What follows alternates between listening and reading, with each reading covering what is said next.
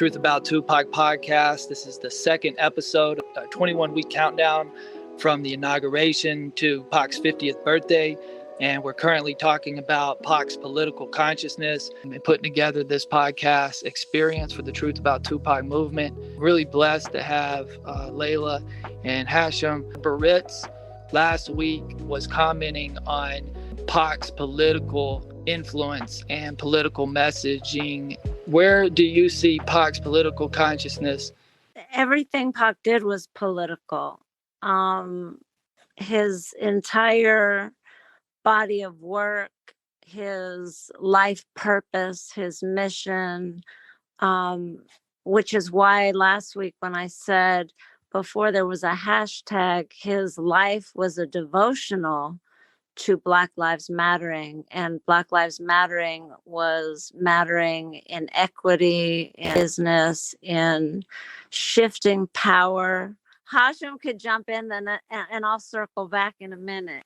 Yeah, I love where you're going, Asher. I think that, just to give you a little background, how I know Pac, Atron made a point about Shock Zeke. And Greg was a very, very conscious revolutionary person that with Digital Underground for the Humpty Hump before they got going. And I was the president of the Black students at UC Berkeley before that. I was a little wild and I'm a little calmed down now, right?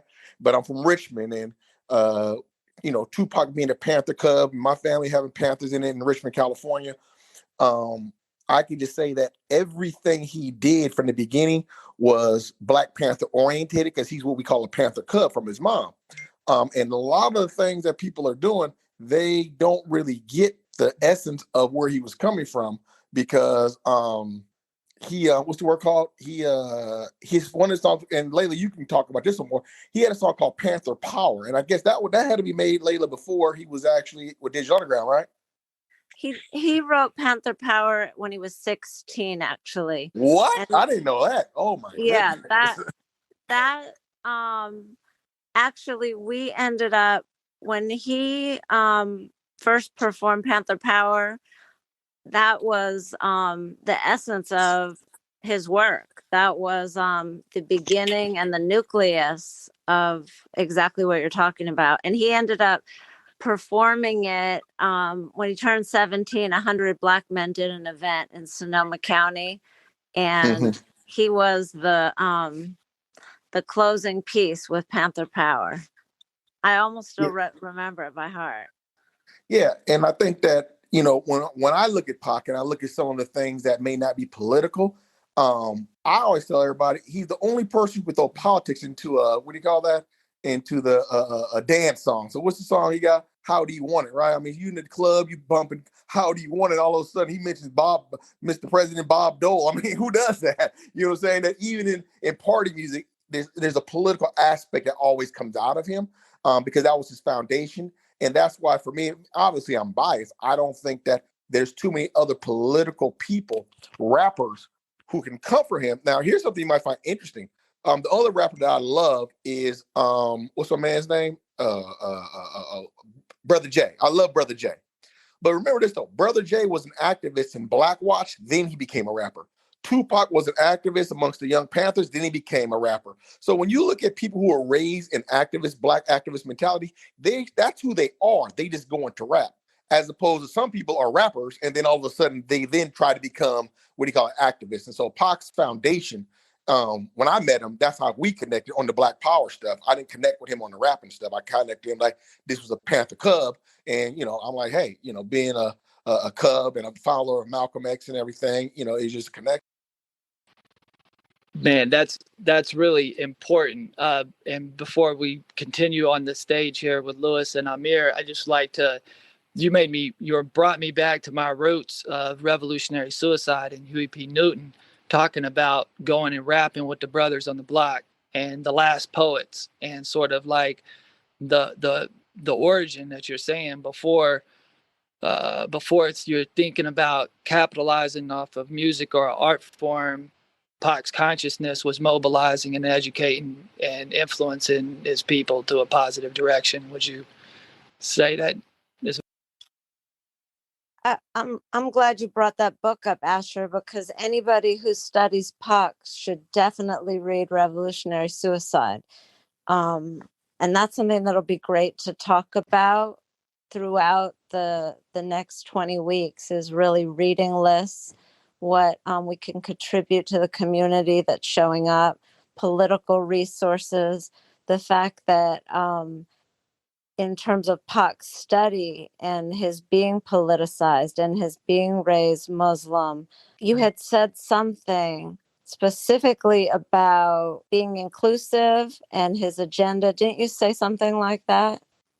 Well, my question, to get to the heart of what Hashim is saying in terms of Pac's consciousness being bigger than music, from a revolutionary standpoint, if we were to talk about the Black Panthers, Huey P. Newton, Bobby Seale, so many people are inspired by Pac, but not everyone agrees, right? So what I'm trying to get at, everyone feels like they are the brain that Tupac sparked to change the world, but do you have to have a certain type of political consciousness or orientation in order to really hold the torch or make the claim that you're a Machiavelli disciple, or, you know, a student of the thug life, or whatever it is that Pac inspired you to be with your music, with your artistry, with your movement? How is that determined? Lewis, I'd love to hear how Pac has influenced you. Thank you, Ash. I really appreciate that. And I love this conversation. I love this topic. Just to give a little background about me, my dad came to this country with the National Ensemble, and he met my mom when he got with my godfather. My godfather's name is Baba Olatunji, and he's the father of African music in America. He was the first. His group, or him and my dad's group, Drums of Passion, was the first African group to be signed to a major label at Columbia. And so, Baba used to walk with Martin Luther King. They both went to the same, they at Morehouse, and the music kind of has always had a purpose. You know what I mean? Like in my family, the music has a purpose. It comes there. My dad, he came on tour with the National Ensemble. The people who booked the promoters and all that, they took 11 Africans from Nigeria, took all their money, took all their luggage, took everything, took all the money and left them in America, left them in New York City. So this guy, Baba Olatunji, legend, he seen him, in Central Park. Someone seen him and brought him to him, and he took like 4 out the 11 and put them in his group, and so anyway, fast forward, Leila made work, with Pac, and put together the poem book, The Rose That Grew from Concrete, and Baba Olatunji is featured on that. So, I'm just kind of giving this background to kind of like understand, like, for me, I never met Pac personally that I can remember in my life, but you couldn't tell me, in a million years that I'm not connected to Pac. So, years down the line later, I would end up, being real. I was really cool with Leila's daughter, Devaney. I love Devaney, and when I first knew Devaney in high school, I just knew Leila as Devaney's mom. Like, I had loved her, but I didn't put two and two together. And the crazy thing about, I don't know if Leila has even heard the story, but the crazy thing about, like, when I reconnected with Leila was that it was exactly within the same, it was on a Friday night. I went to a venue, and the venue was trying to book me to do a performance there. And, they had given me some trees, and I was like, okay, I need a blunt. So I walked to the little place in the event and in the venue, and I was like, y'all know where 7-Eleven is? I can get a blunt. And the response to me was, oh, we got blunts right here. And when I heard the voice, I knew the voice because, Tupac was my favorite artist. The Outlaws were my favorite group. So the voice was Idi Amin. And I had to as an artist myself, I had to like use the opportunity to say, hey, I got this project and I'm doing this project in with these guys in Norway, and anyway, they were like, yeah, we're about to go on tour in Europe right now. If you got some stuff, send us some stuff, and then I ended up randomly linking up, seeing Leila in the homie Avila Santos, like art event, DJ event in Culver City, and when I saw her this time, like I recognized her, but I recognized her like as Leila, and it was already family, and so I just say that, it was like 2 days apart, and so I ended up, going on tour with the Outlaws, because I called Leila and I was like, yo, I just met Edie the other day and blah blah. So we go on tour to Europe. Wait, Lewis, I just got to interject, because Lewis said Leila might have a chance to go on tour with the Outlaws. Put in a good word if you can. And I immediately called and was like, look out for Lewis. And I just want to bring that up because that's the kind of stuff Pac would have done. And I knew for whatever reason that he was supposed to be connected. So go on, Lewis, keep going, because you are deeply connected. Thank you so much, Leila. And like from the bottom of my heart, and that's exactly what they did. And, I had a chance to connect with Fatal to it before he passed away. And, one tour just became here and there. And so to tie it back to the discussion, right, to see the effect and the impact of Tupac, it's just, there's no limit to it. I mean, I've been, toured and been in South Africa, and Nepal and Australia, and all these places, that people in London, and they're literally tattoos of Tupac, and people are telling me, I named my child Amaru, and we had our baby to do it for love, and just all these things. And so the impact is like so incredible, and just tying it back to what you said, Ash, about like the fire and the flame that sparked, that that famous quote that that Pac always said, and I do really feel that like there's no way to. I don't think necessarily it's about like who's worthy of the flame. I think it's more just like the embodiment of fire, right? And you could take a tiny candle or a tiny lighter, and for a fence or a track, whatever. And we from California, so we, some of us in here, these fires, it's uncontrollable. When fire starts to spread and fire starts to burn, the impact is uncontrollable. You don't know. Some fire can be used to weave and to create swords and glass and all these things that we use positively. And some fire can just be destructive, and and so like, and I met racist Tupac fans. I swear to God, I've posted stuff about Black Lives Matter, and dudes telling me all this negative stuff and blah blah, and I go to their page and they got Tupac, they got and they just don't understand. So I don't think it's about like judging every fan and nothing, but I think that it's incredible just to, when you look at it, the impact that Pac has had, and I think that the good will always outdo the bad because his intention was so pure and so authentic. And so, I don't want to take up any more time, but I'll be on here and love this conversation. Thank you, Asher and Leila and everyone.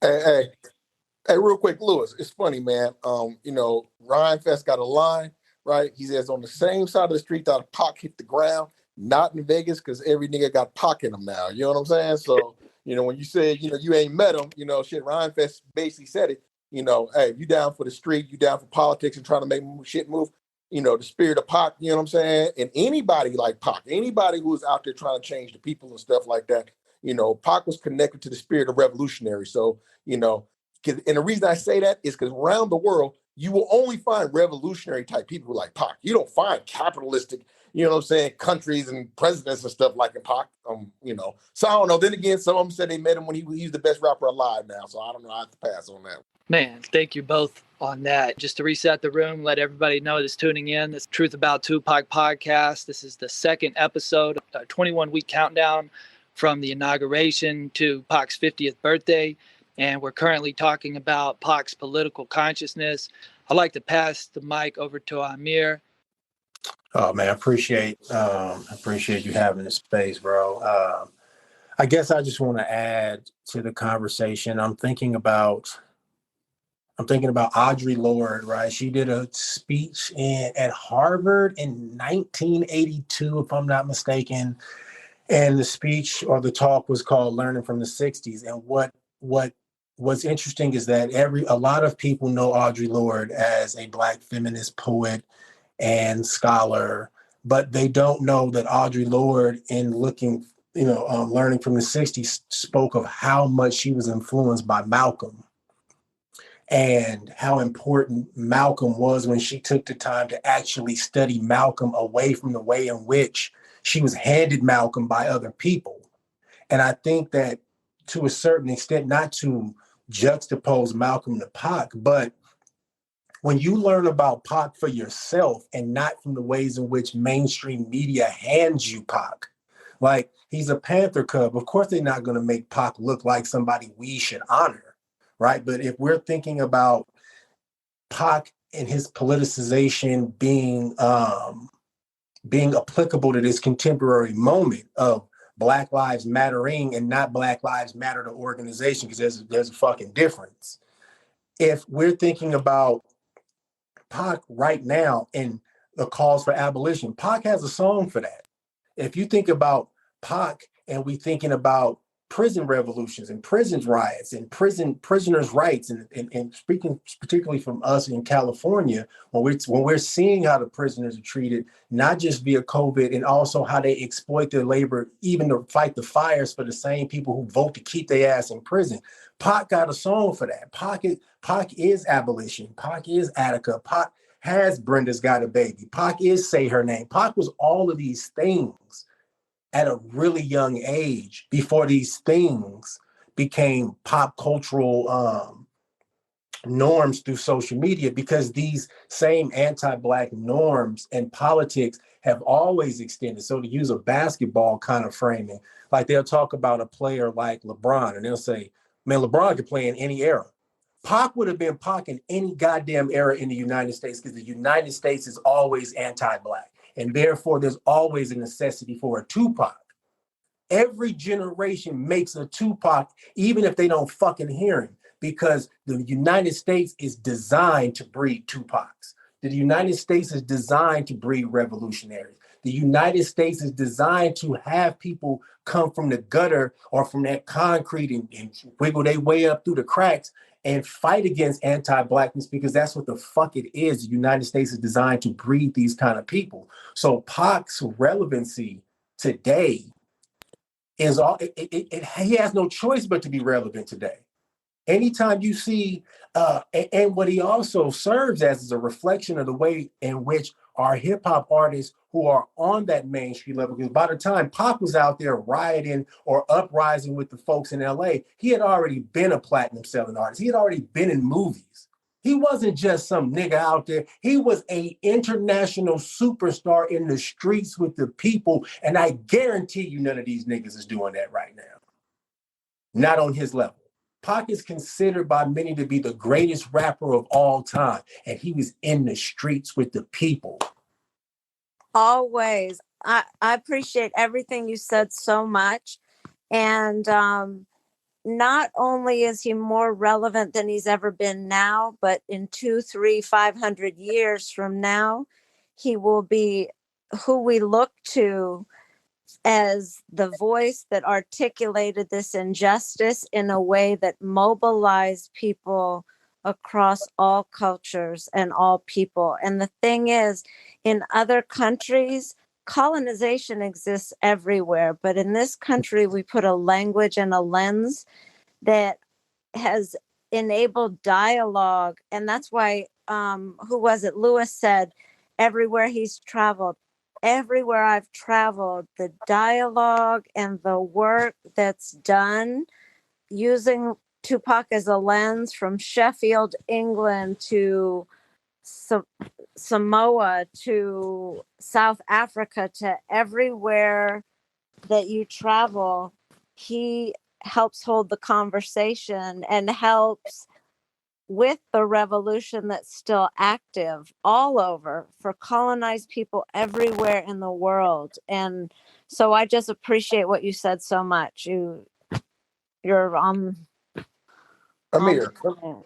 let me ask you a Yes, question, sir. Amir, because I think Amir made a good point to flesh out, and maybe you can flesh out a little more, is this say your name. When everybody says, say your name, say your name. You think about it, Pac was calling out people's names, like No, the he's hardest. You know what I'm saying? right. Like that, people don't get that. He was calling out people who got killed and brutalized.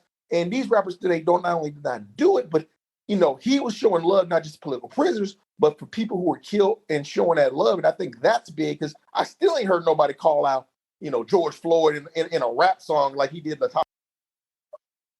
Well, and to add to that, he did it when it wasn't in vogue, and that's when that shit count. He did it when it was like, I'll see people do things now because it's kind of in vogue because it'll help you get attention. Pac wasn't doing it to get attention. He was doing it to give attention. Give attention to somebody who lost their life. And he was like, he was doing the whole, I'm gonna use my platform before folks was using a platform in that way. And so, just thinking about Pac in this contemporary moment of police terrorism, which has always been, the police have always been terrorists. They have never not been terrorists. And one of the things Pac encompasses, though, that I think is unique, not unique to Black folks, but unique to a person in his position, is Pac not only didn't have his ass beat by the police and sued to police, he had his family members killed by the police, he had his family members incarcerated because of the police, he had went to war with the police, and he buzzed back at the police when they shot at him. Pac, as far as all of these things are concerned, as far as it dealing with police terror and the ways in which Black folks have to engage with police, Pac literally encompasses every part of it, from the victimization of someone to police terrorism as a person, as losing ancestors, and his mother. You know what I'm saying? Like Pac and his father. Like Pac is unique in that way, and to only isolate him as a rapper does an injustice to everything that he encompasses as the Black experience throughout the diaspora, not just in America. In the spirit of Pac, and I see Tracy join, so it'd be great to get her up here. But in the spirit of Pac, I would ask that every time we're in a room that we look at the stages and we see that stages are inclusive, that we listen to Black women's voices, that we make sure that anytime we can bring women up, that we do, because I go from room to room and I see that not only is it male dominated, but Black women have been not focused, not given attention, and skipped over. And so for all of us that are having any dialogue around Pac, if we love Pac, I don't think that you have to be worthy to be touched by him, but to be committed and love him, you have to be part of the change all the time. Tracy, since you did just tap in, we are discussing Pac's political consciousness. King, I'd like to go to you now. Shalom, shalom, shalom. Thank you, each and every one of you, for giving me the opportunity to speak. How y'all doing? I hope all is well. So I'm going to say it very quickly, because time, even though it's man-made, is the most precious thing that we all have, essentially. So use it wisely, right? Tomorrow ain't promise. So I say this to you first and foremost, and it's so applicable around what you speaking on from a revolutionary term. Asher, I salute you. Let me put in perspective what I mean. I don't know you from a can of paint, but just what you're doing, it's beautiful. Be diligent in what you do, okay? Now, I'm going to say this, and I ain't going to take up too much time. There's no difference between Pac and Jesus. Or if you think of the Hebrew language, there was no J. Yahweh, right? Who was sent here from the Most High, right? What did he do? He get mad when he seen the temple. What did he do as a young man? He went and he preached.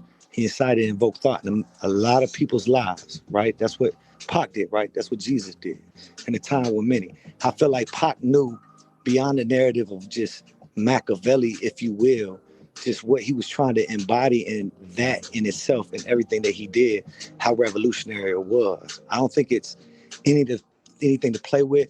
We can't say because he ain't here. He might be, rest in peace, God bless his soul, where he would be or what he would do, but it was way bigger than music. It was uniting. It may have even did some things along the line of Malcolm and Marcus Garvey and created a max exodus from this place, because we all know, if you've done your research, who God's chosen people are.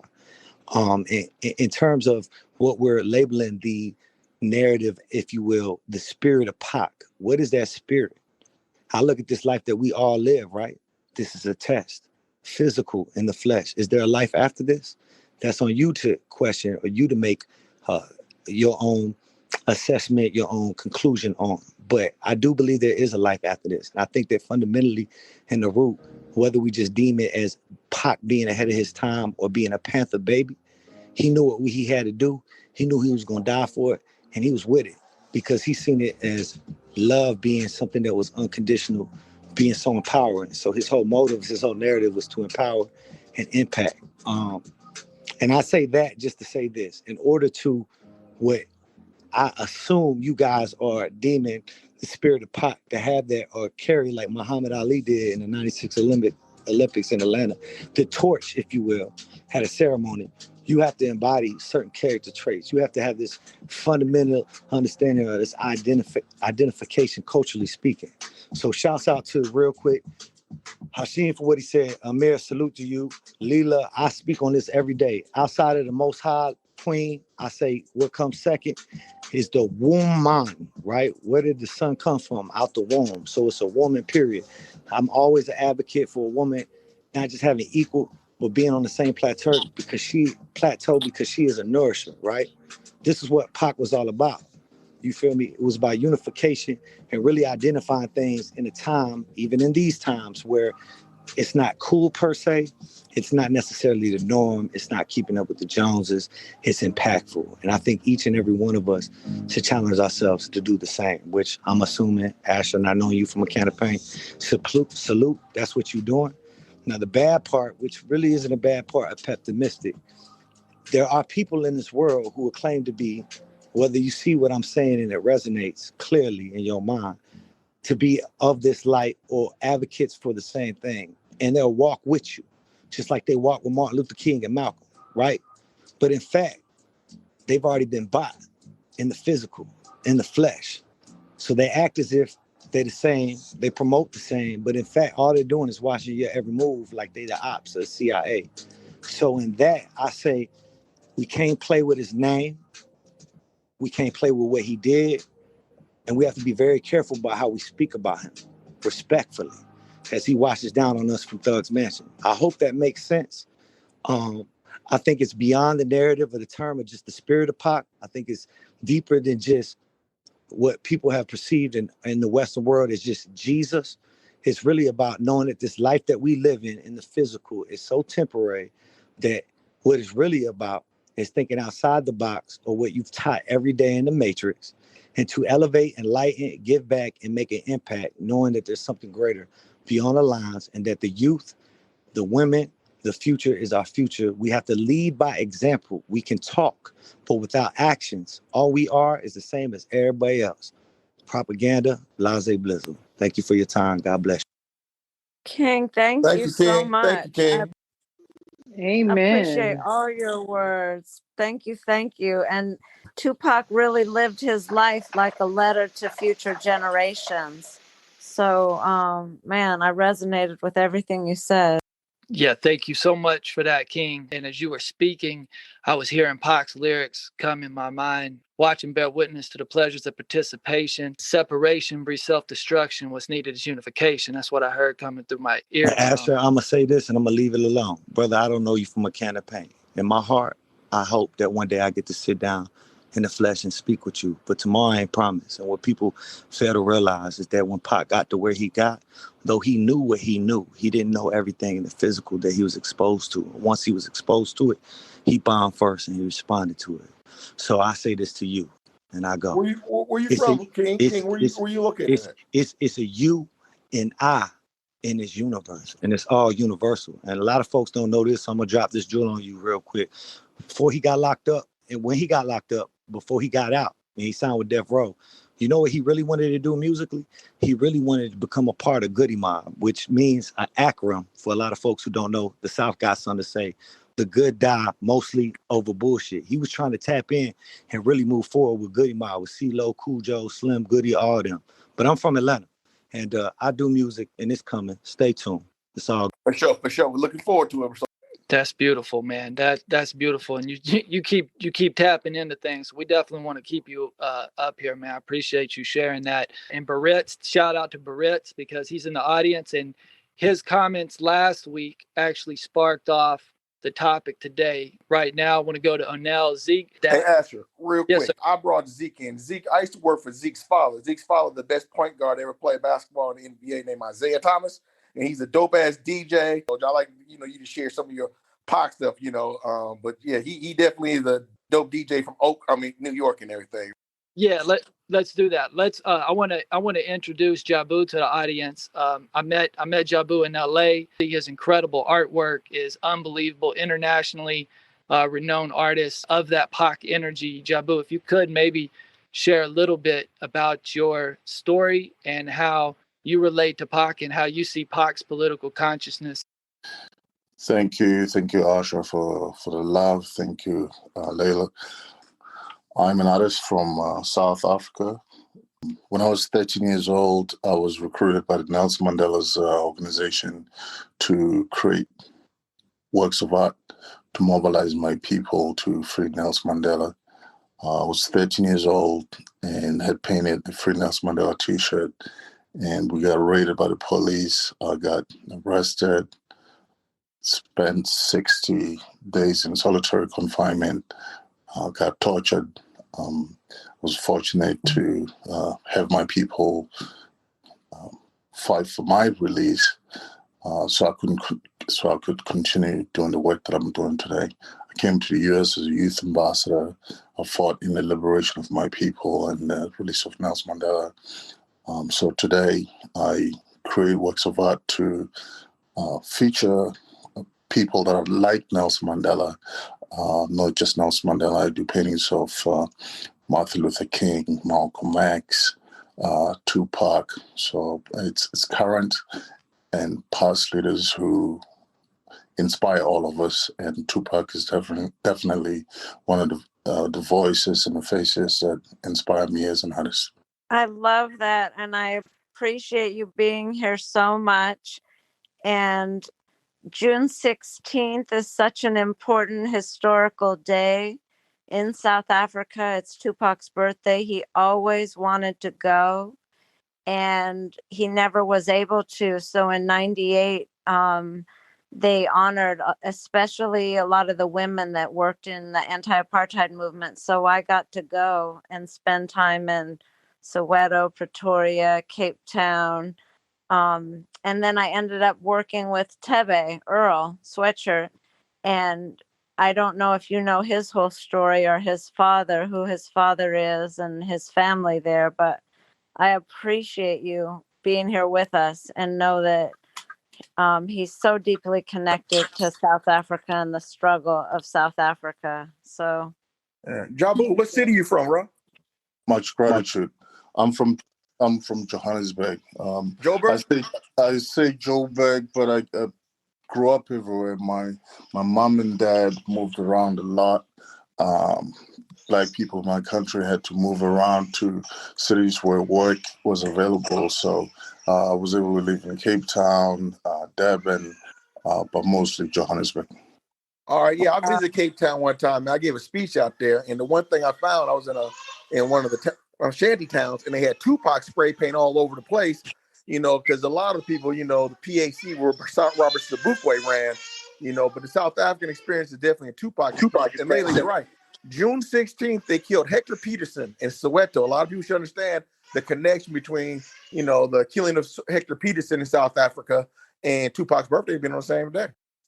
many people were killed that day. It's very deep historical. And it was the uprising and it was the beginning. And so that's why I say the connection is so deep and it's historical and it's so important to talk about. Yes, it's important for all of us to share the history, and you can see when you connect all these dots, you can see that important figures, important voices of Black people internationally have been silenced, and so it's great for us to connect this way and have this platform and other platforms that we can share these stories are so important. Thank you so much. Asher, can we go backwards one more time since Tracy is in here now? Tracy? Absolutely. We can come I'm back. here. I'm Cool. here. I'm totally in awe of listening to this young man, Jabu, talking about what he's gone through and being tortured for something he believes in. And, you know, as a Black woman and having worked with Tupac, I do know that he definitely was trying to help women, all women, and not just the Black people only, but, you know, very much all people. And it's just really sad to me that I still see people sagging their pants. You know, that was one thing that we kind of had a little problem about. I didn't really like how he was dressing, but he was making a change, and he was definitely interested in dressing in a different way. Maybe not all the time, but some of the time. And I think we have to make sure that we appear, I don't know, I'm not saying go back to dressing like the 60s all the time, like, you know, suits and ties and things like that. But I used to tell them, if you have to run at any given point, I really can't see how you're going to be able to run if you have to hold up your pants. And, you know, that's just one little small thing for me as kind of an older sister figure in his life. But at the same time, he was very much educating me, and I still continue to get education from people listening to the young man King. He was very eloquent and swift in his speaking and confident. Every day I still work to have my voice and share what I want to share. I'm very sad. Lost another person, a person that actually worked on a couple of the videos that Tupac just, the Mac Mall and Ray Love videos, that was his first directing. And the guy his name was G-Bone, and he passed away. Oh no, what on happened? complications with COVID, they say.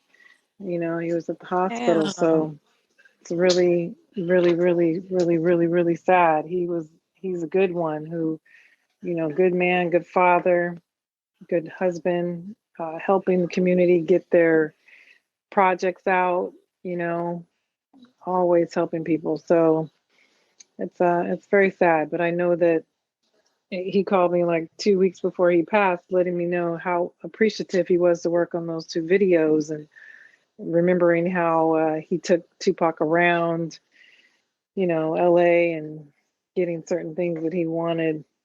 A lot of times as a producer, you don't know what your PA is getting for the talent, and things that the talent might want or need.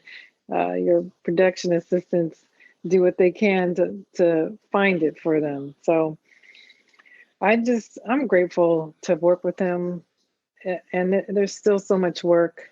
I don't understand why we have such prejudiceness on the planet. I don't feel prejudiced about anybody, black, white, or anything else. I just love, and I really don't understand why we have so much hate and why it's taking still so long. I mean, I don't know. I remember, Leila, we did an interview with Billy, was it Johnson, about Black people getting killed. And that was probably shortly after Tupac had passed away, and Yo-Yo was there, and the same things are still happening. So it's like a broken record for me. I'm not quite understanding how we can't find change. So That's where I'm at. I'm interested in actually seeing some change. How are we going to make it so people aren't feeling like killing the black men? Or I'm at a loss because I just feel like growth has stopped, and humanity's not evolving. There's something wrong. We're not evolving, so we have to address that.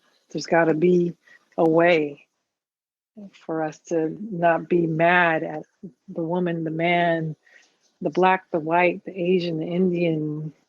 I'm confused about people who are born a man who want to be a girl, but that's a whole nother subject, because I just can't get electricity from the socket. I need the socket and the plug to make it work. So that's another thing, but that I'm not judging anybody. I appreciate you adding that, Tracy, what you had to say. We can keep it moving. Onell, you've been patient. We really appreciate you. Would love to hear your thoughts on the topic. Hey, Asher, man. Thanks.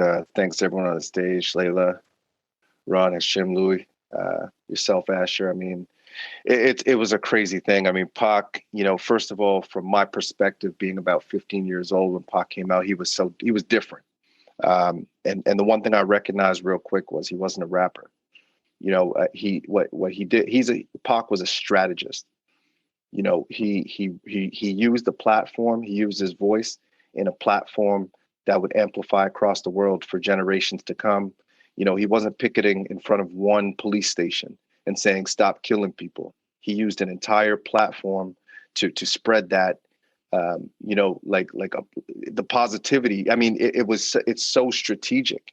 And even when you look at his lifestyle, he was never, he wasn't about women, and he wasn't about that. He respected women. I remember watching an interview where he was like, man, I don't even know if I can find that one woman for me, because she's just got to be like that woman. You know what I mean? He had so much respect, despite whatever's been said, and I think, what Pac was saying, even in some of his songs, he was the reason I look at it like he was able to say it is because nothing's changed. And he's even created the song Changes.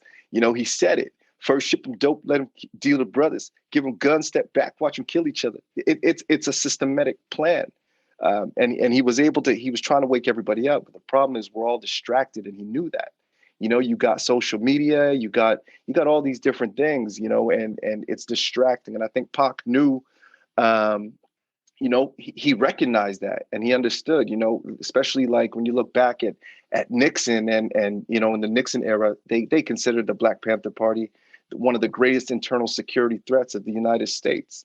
You know what I mean? And they understood at that time. Nixon himself said in those audio tapes, I mean, I'm sure they're lingering out there, but I remember, him understanding that Black ownership, that led to Black pride, Black jobs, Black opportunities. And the biggest threat of all was Black power. And it's always been oppressive, right? From 1865 with the Emancipation Proclamation, the implementation of the 13th Amendment, the Willie Lynch letter, it's all scattered throughout the history. And I think Pac, for those that were listening and they could see that he was a different light than the rappers. He's just a different light completely. He wasn't rapping to people. He was telling everyone to wake up, not to be woke, and I hate to say it, but I hate that word woke. You can't be woke and still be searching for answers. You know what I mean? You can be awakening, which means you're always ingesting that information and trying to move and build and grow. But I think he understood that and was just trying to tell people, like, listen, man, you got to wake up. You got to fight. He made a lot of quotes, and one of them was, is it a crime to fight for what's mine? And that's all he was trying to do. And that's all the whole party was trying to do. And, I have a great deal of respect for him. As a matter of fact, I've recognized through my life that, complaining about it is not even a percentage of what we should all be doing. And the rest of that is we should be making changes. And someone made a good point on stage. I believe it was, where did he go? Oh man, Amir. Yeah, I think it was Amir who made a comment about using Master's tool to break down Master's house or something like that. I might have got that wrong, but and that Master's house is the wording.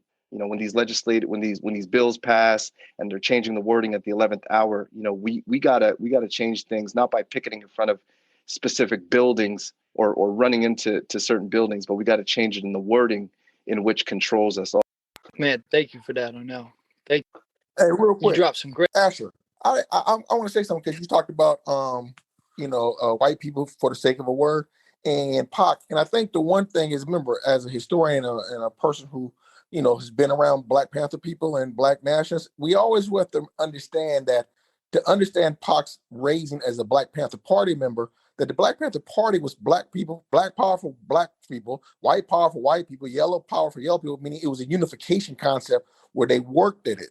And the reason I mention that is a lady named Marian Buck. You guys should look her up. Marian Buck is a white woman who was arrested for breaking out outside of Shakur. And at the same time, she also went to jail for the breaks. She's a co-defendant with Tupac's stepfather, Matul Shakur. And you have Yuri Kuchiyama. And I'll give you that. But you guys remember that famous picture of Huey P. Newton sitting in the big chair and everything, like the famous picture? That chair was provided to him by a white woman by the name of Beverly Axelrod in her apartment, a white woman who was helping. So when it came to fighting for justice, Pac was part of a raise to see all the different cultures and races fighting. He did it within the Black aspect because that was his wazifa. I'm checking Arabic now. That was his duty, but he also supported all types of liberation for all types of colors and races because that is part of the Panther philosophy. Well, to add to that, part of Pac's intention when we were all early and writing and creating before we got to studios, he really believed that, first of all, in terms of him as a rapper and anybody that rapped, he believed it was a fundamental necessity that those that participated understood that this music was birthed from struggle and pain.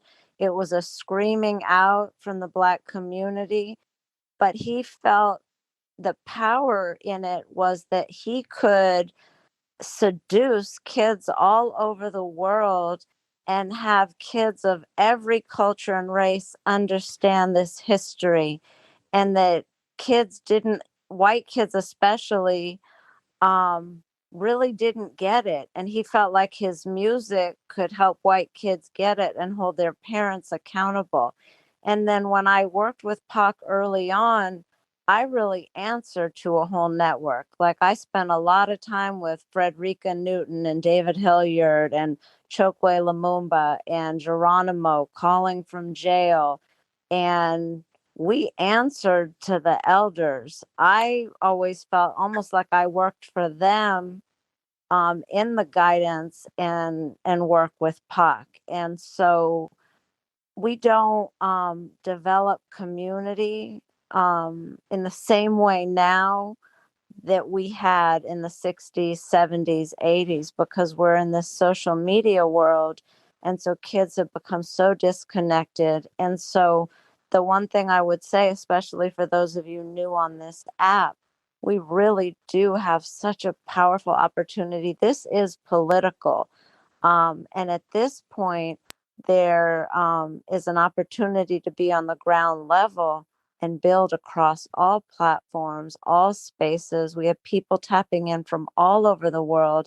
And that's why I felt like this was so exciting. And I was looking forward to being part of a discussion that's so important, because the study of Tupac is a study of Asada.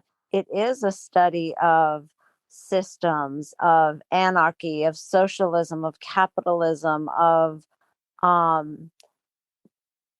the Native community and the Black Indians. There are so many different things we have to look at when we look at this complicated 25-year-old that died before he even really got to enter manhood. And so he deserves this kind of conversation and dialogue, as well as us really dissecting and analyzing some of his songs and his lyrics and the evolution of his lyrics. So I appreciate what you said, Onell. Thank you. You're welcome. Kat? Thank you. Hey, Kat. Hi, Leila. Thank you so much for bringing me up here. I just want to pay a lot of respect to Leila because I've just recently become a part of AIM and mic sessions, and she welcomed me. She didn't know who I was, but I remember popping up on a Zoom call and she was just smiling and with her beautiful self and just so welcoming, and just dissolved any nervousness that I had. So just much love and respect to Leila as a divine feminine who was inspirational to Tupac and very helpful. There's a saying that people share an oversoul, where someone's spirit or soul is so big that it's shared by more than one person. And I don't know if they have that or just their souls are in very, very lucid connection and communication with each other, but I feel it. And it's just an honor to be inspired by her and in her presence. And to second what King was saying, absolutely, Pac was a Christ consciousness. He is the Christal consciousness, at least for my generation, and I know other generations to come. You know, looking at the origins of his name being from South America, and then him coming here, and this is where his fame happened. To me, that's like the eagle and condor prophecy. And Black Panther is also very similar to Jaguar, which used to thrive and thrive now in South America, and now, you know, in Turtle Island are extinct, and just the sacred connection is very loud to me. And he's always been a poet in my eyes, and I'm a writer as well. So I'm very much affected by his story and his legacy. And I remember growing up in Pasadena, we would hear about him in town, like, oh, Pac is here shooting a movie, or, oh, we saw him at the King's Manors with these Bloods, or do-do-do-do-do. And we were just so excited to be in his vicinity. And a friend of mine got to meet him, and it was just the most beautiful thing. I never had the honor of meeting him, but he was our superhero. And the book, The Rose That Grew from Concrete, thank you so much for co-creating that, Leila, because that just swelled my spirit, and I know so many other people. I used to write a comic strip, and Pac actually became one of the characters, and just Leila coming into my life is just like a sign from him, and I'm constantly seeing signs from him that soothe me, so I'm continuing that. You know, I want to introduce his essence to children, and I derive a lot of joy from that, so I appreciate that energy. Pac actually passed a few months before my dad died, and my dad died while he was being arrested in Las Vegas. And just, you couldn't get me to go to Vegas for years. I was just like, nope, I don't have any business being there. And then my uncle died shortly after. So I just felt like this connection when I would go to Vegas. I'd be grieving my father, my uncle, and Tupac. He's been a bar for me with men. I've met some men, I don't know if y'all have, who actually hate on Pac. And, you know, it's jealousy. It's nothing but jealousy. How can you hate on someone who accomplished so much and burned such a bright comet in such short time? It's just jealousy. So that helps me, you know, filter out my associates and people that I mingle with. I'm not having it if you can't show Pac respect, if you're an insecure motherfucker like that. And I'll never forget the day that he passed. I remember on 92.3, the beat Theo, I recorded that, and he was so sad, and I listen to that every now and then just to time travel and honor him, and I just really feel his presence here. I feel emotional. I don't know if it's because the full moon is coming, and I'm just grateful to share this passion with you guys and appreciation, and I just want to share my love and respect to Leila. Thank you. Thank you. Thank you, Kat. One of the things that Leila brought up are these certain kind of things that Pac represented fighting against. And one of them, or that fought against him, I think it was Leila that brought that up. But one thing that I would say is also co-optation. And we can't allow the co-optation of hip hop, because not saying that people are doing this maliciously or intentionally, but there seems to be an impetus to not allow Pac to be a rapper. Like, he was a rapper. And that's okay. You know what I'm saying? Like, Pac rapped his ass off. Thank you.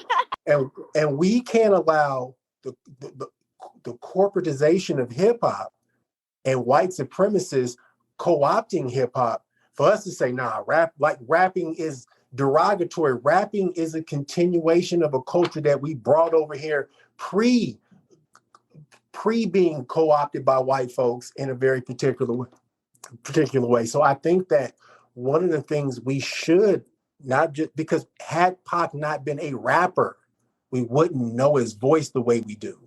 And I think it's important to reclaim and take away their ability to make us look at rappers as if they are something to be synonymous with the jettisoned or something negative. Like if somebody says I'm a rapper, it's like, oh, this motherfucker a rapper. It's like, wait a minute, hold on. There is a way for us to reclaim that. Just like, because in the 60s and in the 70s, white folks co-opted and made the idea of being a radical seem like it was a negative thing too. Whenever we have something that becomes grassroots and liberatory for us, they find a way to make it negative, and then we got to bounce from it. And we have to be careful of that, even if it's So done with important. reverence. So important, Amir. That's why I was saying I wanted to bring back that point, because it's struggle music. It is the blues. It is the fight for justice. It's primal. Exactly. And the thing is, I just got into it the other day with somebody, and God, I gotta find the right way to say things sometimes. But I love rap. It's in my heart and soul. It was crucial that I stepped up to participate, because of the fact that Tupac or my ex-husband or everyone I grew up with couldn't go get a facility. They couldn't walk in and say, I need to rent the gym or the club or the venue. So I went and I would say, hi, I'm Leila Steinberg, here to do a fundraiser. They would tell them it was booked, and they would hand me the keys. So we began to strategize so that I could be up front when necessary. And so when you sit and you write with a group of incredible people, um, it's contagious. And so I would write, but I never would rap. I never felt entitled. I never felt that it was my place. It was just my little, I could spit some raps. I would rap with Pac all the time. But it was so important, because I knew that wherever there's been Black art forms in this country, there's always been white takeover and white ownership.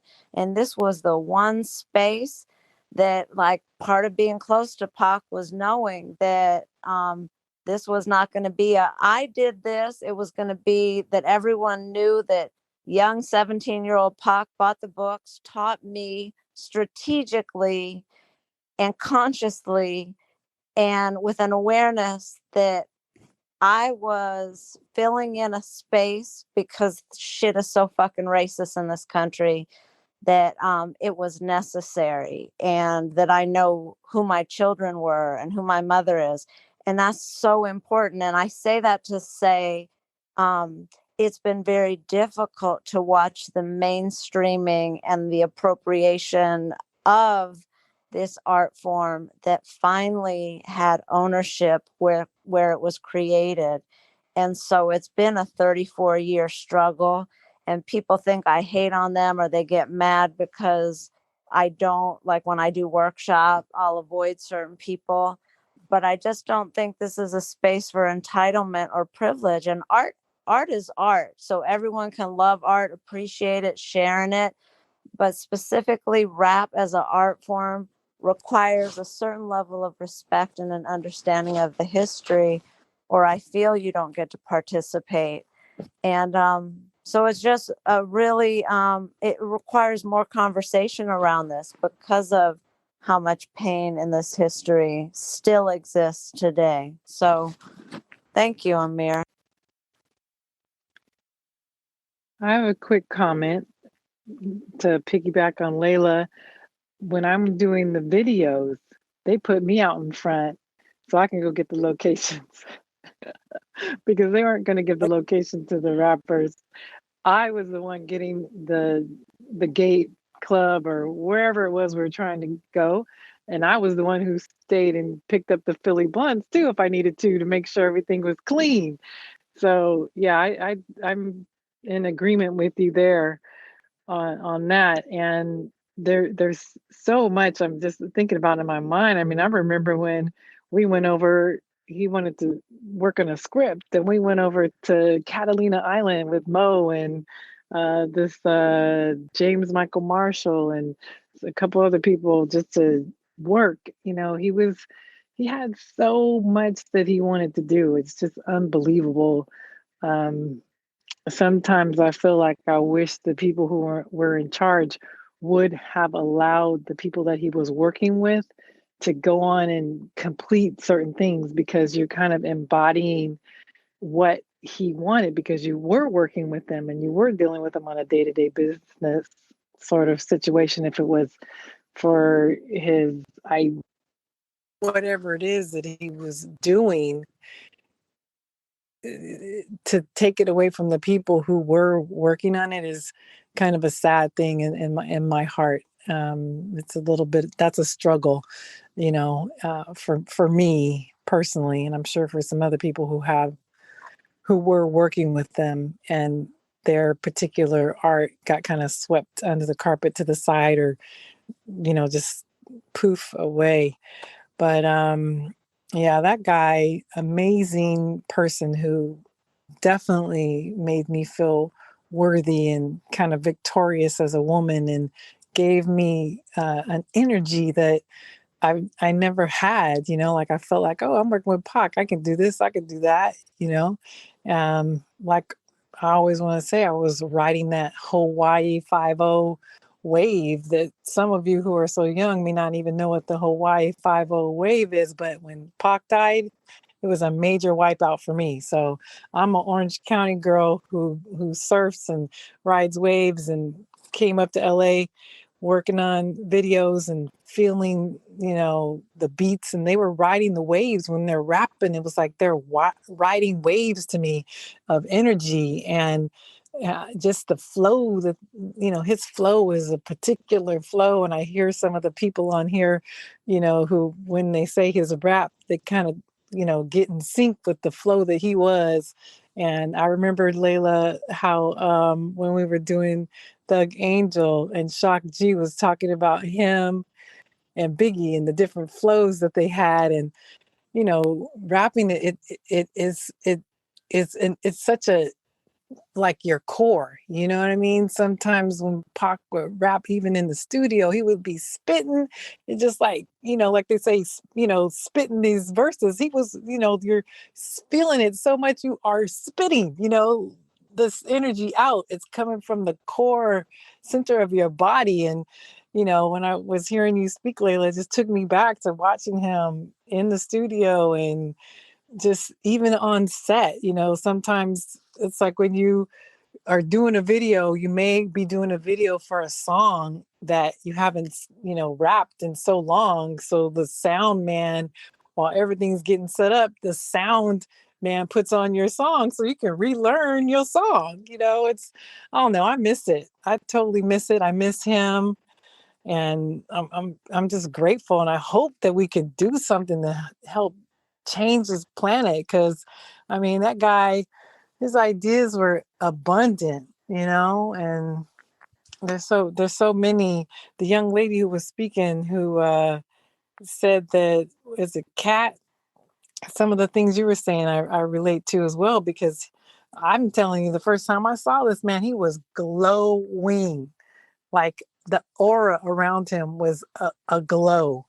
And I was drawn to him, and I didn't even know who he was. I wasn't even into it. I was still listening to my parents' music, Earth, Wind and Fire. But he's like the Earth, Wind and Fire of that time and of today. He stands just like Earth, Wind and Fire's music stands. Tupac's music stands.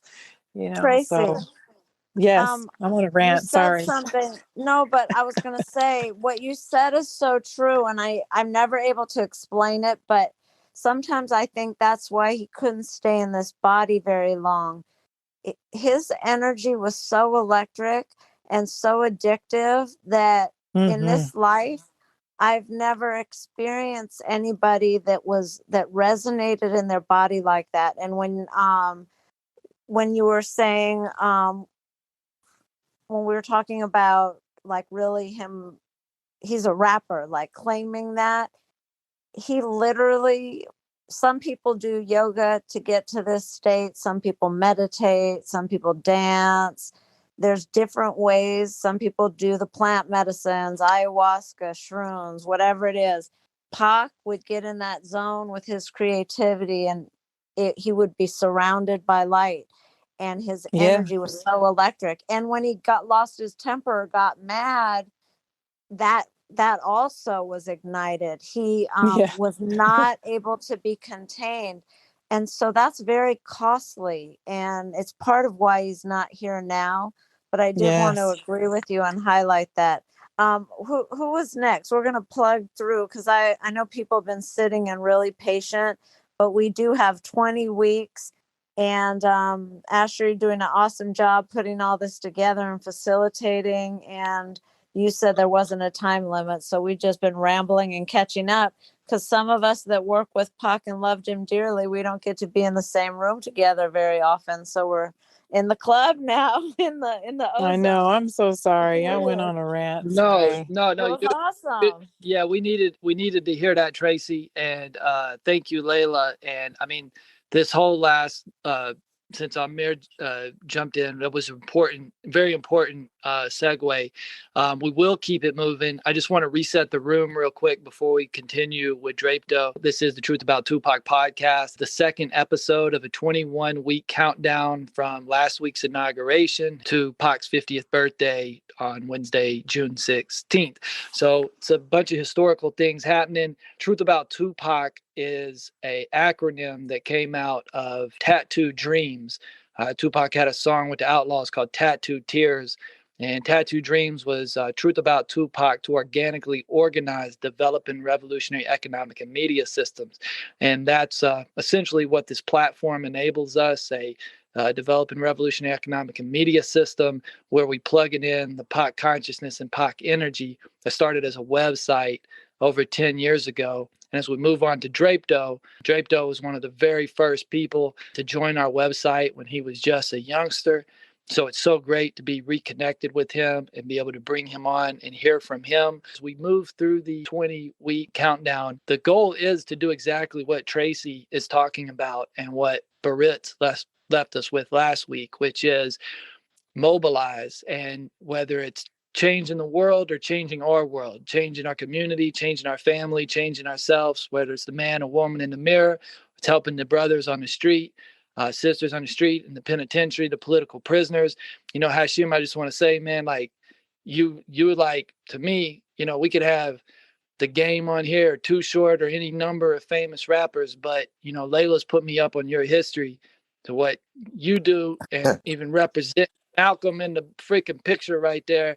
Like, you know, you are a star. So you a star here in this space in terms of not a celebrity, but in terms of energy, mass, light form, transformation. Appreciate you so much. Draped-O, bro, I'd love to hear your overall thoughts to progress the dialogue, particularly because you came in the Truth About Tupac movement so young, and now you a grown man. I'd love to know if and how your consciousness, your Pac consciousness, and how you relate to Pac's music and message and politics in 2021, and you being there in DC in the belly of the beast, how's it changed, grown, evolved? Where you at, brother? Man, I appreciate you, Asher, Leila, Tracy, everyone. I could sit here and listen to you guys talk, you know, for hours. Yeah, like Asher said, I think I was one of the first members of Truth About Tupac online, and you know, that was just partly a consequence of me growing up in the internet age. You know, I don't remember a time growing up where the internet wasn't a thing. So I did a lot of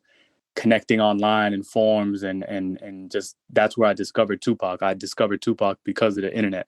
The first song I heard was Ghetto Gospel on it was a remix. It was Akon had a song called Ghetto, and someone put a remix on LimeWire. It was Akon, 50 Cent, and Tupac. And I didn't know who Tupac was. And I said, I thought, man, he's working with Akon. He must be big. And hearing that, you know, that passion in his voice, you know, led me to continue listening to him. And one of the, you know, I really can't understate how much I owe basically the entirety of the formation of my political consciousness to Tupac. When I was maybe 13 or 14, I heard the song Blasphemy. And he has a lyric on there where he says, should we cry when the Pope died? My request, we should cry if they cried when we buried Malcolm X. And the first thing that I asked when I heard that, I was like, who's Malcolm X? And I didn't, and keep in mind, I'm probably 13, 14 at this time. I'd never learned who Malcolm X was. You know, I knew a lot of MLK, you know, every MLK day, you know, they made us watch a little movie in school about how life would be if we didn't have MLK and all this, but we never once ever mentioned Malcolm X, no history textbook and nothing. And I grew up in Virginia, so, you know, there's a whole other controversy there with, you know, when at the same time when I was in school, there was a lot of miseducation on things like the Confederate War, saying that, you know, African Americans had fought for the Confederacy and all these other kind of lies that were perpetuated in the school system. So, you know, it really didn't come as a surprise to me that I had never learned who Malcolm X was in school. But that hearing that lyric and asking that question of who is Malcolm X, literally, like I remember like it was yesterday, led me to like the most deep internet book YouTube search that I'd gone on and am still continuing to this day. Because of that lyric, I read Assata Shakur, I read the autobiography of Malcolm X, I read Kwame Ture, I read Frantz Fanon. I just kept going deeper and deeper and deeper, based on everything that I learned from that book. I read about COINTELPRO, I read about all these, you know, Black leaders, you know, preventing the rise of a Black Messiah. Why is the Black Panther Party free breakfast program such a threat, according to J. Edgar Hoover? Like, what does it really mean that these kids are getting breakfast and it's suddenly a national threat? You know, that meant something to me. And so I kept, you know, digging deeper and deeper and just drawing those connections. And what I came to realize is, you know, I did grow up, you know, in America, but I'm originally from Sudan. So for those who don't know, Sudan's a country in East Africa. And I would see the difference between, you know, the lifestyle here and the lifestyle over there in terms of, you know, people don't really have much, if anything, at all. I'd seen people who don't even have clothes on their back, you know, and nowhere to go to even get that, you know, nowhere nearby to get food, things like that. And so most recently when I was in Sudan in 2018, I don't know if you all remember, there was a big kind of revolution going on there, and you know, a dictator who'd been in power for 30 years. And I was there in the streets getting hit with tear gas, being chased by the army, the police, the paramilitary groups that were hired to kill people. They ended up killing, you know, over 100 people. Some say it was over 300, and dumping bodies in the Nile River. And the whole time I was there, I could just kind of feel this revolutionary kind of spirit of Tupac that led me to not really feel fear. And I don't really know how to explain it. You know, when you see things like tanks and police and all these things coming at you, normally the first response would probably be fear. But I just had this spirit telling me that it's you know, I'm with my people and it's going to be okay. During that same period, you know, I'm there with my cousins and everyone, and you know, they don't speak a lick of English over there. And my cousin came up to me and said, you know, there's the kid in the neighborhood who wants to meet you, right? You know, being from America, whenever I would go there, it's like a lot of chit chat in the neighborhood. People want to come talk to me and things like that, ask me questions. And there was a kid who wanted to come meet me, and I don't even know his real name, but his nickname was Tupac. And they called this kid Tupac. And I'm like, all right, let me meet Tupac. And he comes up to me. Keep in mind, this kid doesn't speak a single word of English, comes up with this, you know, broken old generation iPod, and pulls up a Tupac song, and just gives me a headphone and, you know, one headphone. And we just start listening to Tupac, and he's reciting the lyrics. I think we were listening to So Many Tears, and he's like, back in elementary, I thrived off misery. I'm like, whoa, like, you don't even speak English and this is resonating with you. You know what I mean? And that to me was crazy. It spoke to the impact of Tupac, not just from the States, but on a global perspective. And I've seen a lot of people talking, you know, people who are even older than me talking about who's the most influential rapper and who's this. I've seen rooms on Clubhouse about that too. And they seem to leave out Tupac because they're ignoring the global perspective of Tupac. In my opinion, from what I've seen, Tupac is probably the most influential artist, you know, hip hop, leave hip hop alone, influential artist, you know, in the third world, ever. You can go to a favela in Brazil, and you can go to you know, like where I live, you know, these slums in Sudan, and people are listening to Tupac. That's unheard of. That's you know, the only other artist I could think of known that well on a global scale is like Bob Marley. But Tupac, I think, had that voice that spoke to people like that, and continues to. And I think with every generation, it only intensifies. You know, I was, you know, probably only 1 or 2 years old when Pac passed, and you know, I think about this a lot now because when I was first listening to Pac, 13, 14 years old, I would watch documentaries, I would watch all these videos, and people would, you know, be speaking about Pac in the past tense and say, oh, he was so young, and I remember thinking like, man, you know, I was 13 or so. I was like, oh, 25? Like, is that young? Like, that doesn't seem young to me. You know, I'm only 14. And then now I think about it even more. You know, I'm 26 now, so I'm older than Pac was when he passed. So just thinking about that whole journey, Asher, you know, you're talking about when I first joined Truth About Tupac till now, it gives me a different perspective to look at, you know, now that it's been 10 plus years, and I kind of just reflect on my personal journey and what, you know, what I've seen around the world and everything, especially going on now. You know, Pac he seemed to kind of transcend this idea of, you know, riding with one political party. I mean, in Dear Mr. President, he was criticizing the president at the time, I think it was Bill Clinton, who was a Democrat, and he was also talking, you know, I'm busting on Giuliani, he rubbing my niggas wrong, you know, so he's going at both sides, and he's really talking about, you know, in that same song, you know, we're tired of being scapegoats for this capitalistic drug dealing, you know, so he had a bigger perspective, he had a bigger goal in mind that I think transcended, you know, Democrats, Republicans, and who's going to do the most for us. He was really you know, like you all were saying earlier, talking about unity, talking about Black unity. So yeah, you know, I can't understate how important and influential he is in my life, and how some of the work that you're all doing has impacted me as well. So, you know, thank you for holding this space and creating Truth About Tupac as a movement, and for allowing me to be a part of that. Thank you. Cool.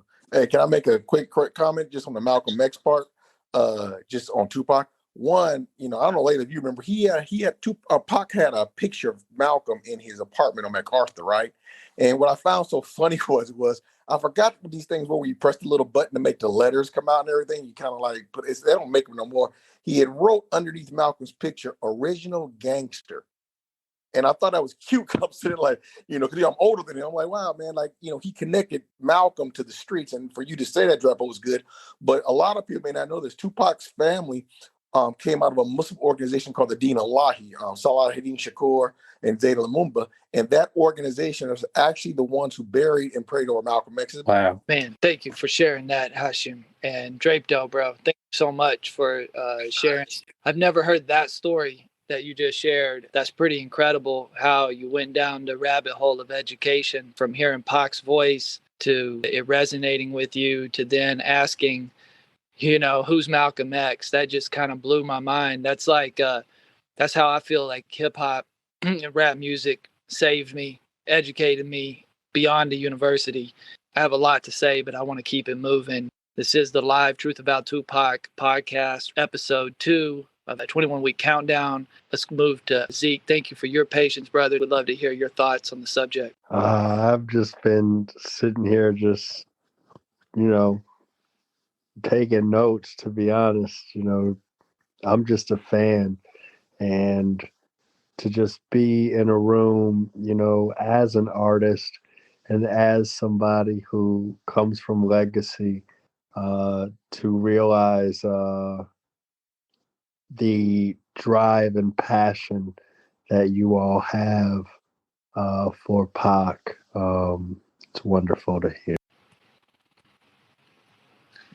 I had to let that breathe, man. That's true. Hashim, since you invited Zeke, is there anything, man? He seems like another one. Yeah, no, he's on the East Coast. He probably has sleep. I try to get his daddy to come in here. His father is Isaiah Thomas, the Detroit Piston who got all the rings and everything. And so when he said he come from a home of legacy, I've seen Zeke, known him, and worked with his father, and just understanding that, like his father has created a legacy in basketball, being an activist.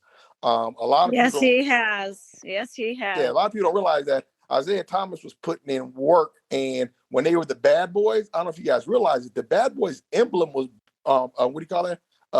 black and silver, because they were emulating the Oakland Raiders. He's caught a lot of hell. Zeke understands it, but just his pop being a lover of Tupac, and now he has a son doing music and everything. He might be half asleep, so we'll get him woken up. But just, I like bringing in people who come from other legacies because they understand what it takes, you know what I'm saying, to keep a legacy truly alive when you got people trying to bring you down. And, Zeke, Josh, you've dealt with that a lot in your life. People try to bring down, but, your father's transcended all that. He really has, and I definitely don't want this to become the Isaiah Thomas room. And yeah, Hashim, you're right. I am just about to go to bed because I got to get up and do some calls in the morning. Yeah, go to sleep, man. We'll get you. Y'all the best. I will tune in. You said there's going to be about 25 of these, right? We got 20 more to Pac's birthday. This is the there second, we go. so next week. Yeah, we're going to be around until June. And the goal has always been, since the website was started and formed, since I published my thesis, since I came and sat down with Leila and joined her nonprofit organization and started learning about emotional literacy and how we could communicate that through the arts. And I'm very happy to bring up Brother Barritz next because he kind of said something last week, basically had me put the topic in motion this week, which is Pac's political consciousness and where would Pac be today beyond the music, with his politics or with his artistry? And Barritz, man, thanks for joining us. Well, welcome me back to the stage is always a beautiful thing. I appreciate that, Ash. Just going off of what was said last week, it's really just that we kind of are the continuance of him. Pac was a survivor based on the hand that he was dealt and the circumstances and situations that he gravitated to during his earthly orbit while he was here. This was reflected in some of his sharper edges, but he used his voice to show all the sides of his upbringing, whether it was his knowledge or his street smarts or historical relevance to figures that mainstream America either had hidden away, locked away, or pretty much just ignored. More importantly, he was really a vessel for inclusiveness. I mean, that's really what I feel he was trying to do. He was trying to erase the lines of the past to create a new world in which everyone's voice and ideas were expressed, and that they were just as important as those views and opinions of the status quo. So he wanted the world that came before him to metamorphosize into this ideal world where everything can be, where every person truly were brothers and sisters, regardless of their class or caste or wealth or race or culture. Like, yeah, sure, his message was kind of rough around the edges sometimes to the people that were maybe not privy to those things, in a sense. And those are the ears I think he wanted the most to enthrall. He wanted those individuals to be the ones to listen because, like, quote unquote, they were, the ones in charge of the whole thing. But the roots he planted in so many others, like individuals like all of us that are in forums like this and, your podcast and everybody that is connected to that, we're the ones that keep this message alive. And we're like a continuation of his spirit, as I said, kind of in the intro, that in this physical realm where he's not here to say things, well, we are, and we're the carriers of his purpose and his intent. He wasn't just sparking flames like someone had mentioned earlier, but he was forging an army of like derivative kindred spirits, you could say, to transcend this world kind of to the next level. That's kind of what I felt he was really doing.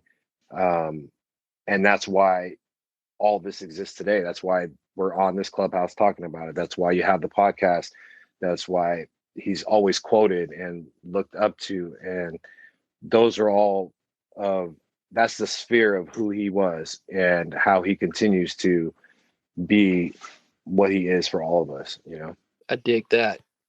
I really dig that. I really appreciate that.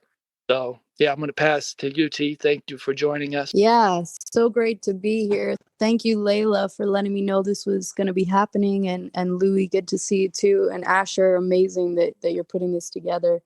Pac was one of the biggest influences for me in my musical journey. And, I was too young to kind of know his music while he was alive, but it just impacted. I'm actually from Trinidad originally, but I lived all over the world. And at the time I was actually living in the UK, and it just impacted me in such a profound way lyrically, and really then studying his lyrics and getting to really understand the depth of who he was as an artist, what he stood for, what the powers that he fought against in order to get his message out, the amount of obstacles and challenges that he faced in speaking the truth that he spoke, and how many people tried to hold him down for speaking the truth that he spoke, which to me as an artist right now,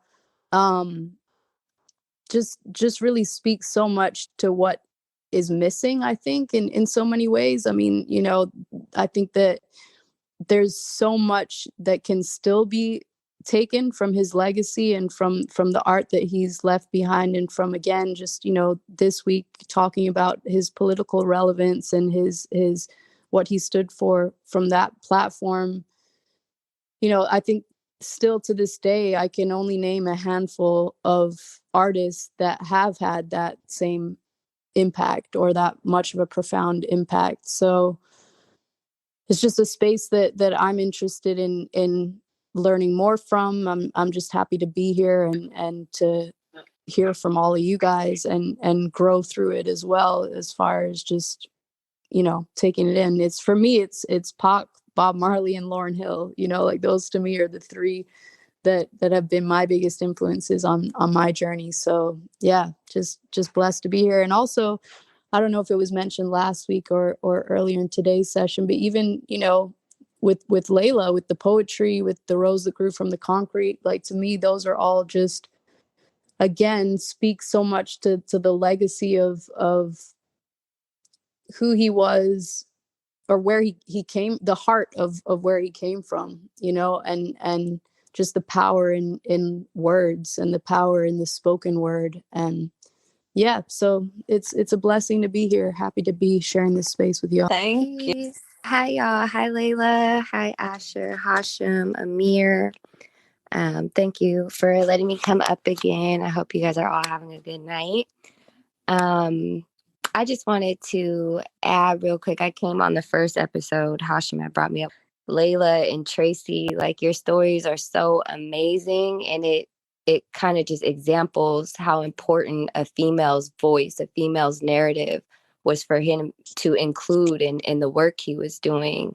So that's really inspiring. I was listening to, I believe one of the questions was, how do we progress moving forward and keeping the movement alive with Tupac? And as an artist myself, I've seen over the years that what's promoted in the mainstream industry is, like, somewhat of the opposite of what he was pushing, almost as if, like, he had set such a standard of being politically aware and raising awareness, speaking for those who didn't have a voice, uplifting the community and communities around the world. When I was younger, hearing the song when he was like, we want peace. And excuse me, y'all, I'm bad at lyrics in general, but I know every song. But we want peace, but there's still wars in the Middle East. And as a Muslim, I was like, wow, because I'm a Black woman in a Black culture growing up as a Black girl. So to hear that, I was like, what? Oh my God, Tupac, he knows about it too, justice for the Middle East. So it was so many things, so many jewels that he would drop. Being young, will we ever see a Black president? Things that I think can still resonate with us today because they're still very relevant. And I was also thinking about the, I don't know if you guys ever seen the Dave Chappelle skit. I think it's called I Wrote This a Long Time Ago. And he was saying, like, this is the new Tupac. And I feel like a lot of us feel that way about Tupac when we hear him. It's like, man, this still talks to us. So, a question to put out there, or even a show topic, is when we hear other artists, specifically rappers, has anybody been able to touch us with this timeless message like he has? Or is there any other? Because I don't think there is. I think Tupac was one of the ones who were able to put so much information in his music and make it sound good and be so poetic. So Leila or Tracy, or Hashim, you were in the studio as well. if you guys have any stories about how his process. I know he was recording fast from what I seen. He said he didn't have time, so he was recording so fast. But how was he able to capture all these different like time capsules of music like that we still are able to build off of today, still continue his legacy and his movement with? I was trying to talk about this energy, and I'm so glad you're back with us this week. I love what you bring to the group. It's so hard to describe because he really channeled. He really was a vessel. He got out of the way and it poured through him. I mean, I've been in the studio my entire life with so many artists, some of the greatest artists. Sometimes I'm like, wow, I really was blessed to be in the presence of greatness. And I would say when I think of my childhood and the song that was my turning point, that I understood the role of music and activism was the Vietnam War was going on. I was 9 years old on the living room floor. I remember the carpet well, and my mom had just got What's Going On by Marvin Gaye, and it had just come out. And my mom would drag me to, we were young, we would be at Elysian Park at protests. We'd go to all the farm worker protests. And so when you're young and you're being pulled to stuff, it's really it's different. And all of a sudden my mom put that song on and it was like it clicked. I knew there was a war going on. I knew all the backdrop, but the song spoke to me in a way that I got it. And I got what artist's role was. And I never stopped from that point on. I say that to say, when you deliver art that can change the world, you have to know it's not you. And so with Tupac, every time he would go into the studio, even in the very beginning, he would smoke, he would start to pace, he would listen to anything. It could be a beat that we might think is whack, whatever. He could turn any piece of music into a masterpiece. And he would pace around a little bit, smoke a little more, and then he'd sit down and it would pour. It would just pour out of him. And then he would perform what he wrote and say, did I really just write that? And so that happened all the time. And he would be like, damn, I think I was talking to myself. And that's why I always bring up when we were all writing together, it wasn't at the studio. It was one of our sessions at the house. And Ray Love wrote the song Trapped. And then he was like, I don't like it. And he balled it up, threw it in the trash can. Tupac got it out of the trash can and was like, no, you didn't write my song. That was me. You channeled me. And so it was a really funny moment. And Ray was like, I don't even like it. And Pac was like, I was supposed to write that and I don't know how it came through you. And Ray gave him Trapped. And that's how that became the only single that Tupac ever released written by somebody else. But if you would have ever asked him, he would be like, I don't know why God put it, in Ray's hands, because that was my verse. It was just like God gave it to him that day, but it's still mine. And it was always the funniest thing to me. But I don't know if that helped or answered, but it was just an amazing thing to watch that electricity in motion and to know that it wasn't even him. It was him being open enough to let it come through. Yeah, I understand, Leila. You made a point because I don't know what Pac was like in the studio after he became Tupac Shakur. Because when he was in the studio at Starlight, he hadn't made his first album yet, and Sleuth and DU controlled Starlight, and so there are certain rules that couldn't happen. I was talking to Sleuth about it. He said hi, Leila, too. I talked to him the other day. Hi, Sleuth. He's in Mexico. He wants to connect with you. But Sleuth, when they booked the whole day, it wasn't like they, DU would have their session, and then Raw Fusion and Tupac and Dion would do their session. So throughout the sessions, when I look back at it, I was a friend of Greg, not Pac. I knew Greg first, and then Pac just happened to be the up-and-coming rapper. But the one thing I'll give him, his work ethic was something that, and I say this because my man died the other day, may God have mercy on him and his daughter's soul. I compare him to Kobe Bryant. If you ever want to see, Tupac and Kobe had two things in common, because I know Kobe I have a basketball history y'all just don't know about, but Kobe work ethic and Pac's work ethic to me we're about business. And when he walked in the studios, I felt that I was watching something. I was like special. And remember, he never made an album yet, but his work ethic is something that we should talk about on a later day, because that's the problem with our young black men and young black sisters and people in the inner city at-risk schools and brown and brown people. We don't have that work ethic. He worked hard to get what he got. It didn't just come. It was talent, blessed, and hard work ethic. May I make a quick comment, please, on what Hashim just said? Hey, Hug. Hey, what's up, Leila? How you doing? Good. Good. I wanna just make a quick comment on Tupac and everybody that's offered their insight. Everybody is just showing the love for Pac as well deserved. And I feel like what I love about Pac is he represented the duality of humans. Like, everyone knows that Tupac was sincere and loyal to a fault. And I've never met Pac, but I feel like with Leila being on here and Tracy being on here, I can honestly say that I'm listening to people who were there. And I could quote every Pac quotable. And my brother who's in the room at the bottom, Boss, he's the same way. And I think what we need to take from Tupac is authentic self. Like, we can't come to the game. Like, I've noticed in the movement, not anyone on here, but in the movement, you have a lot of people who say they know about Pac, but they don't bring forth action. And they do more talking than action. And there's a lot of people in our community who are afraid to step out on the limb for purpose.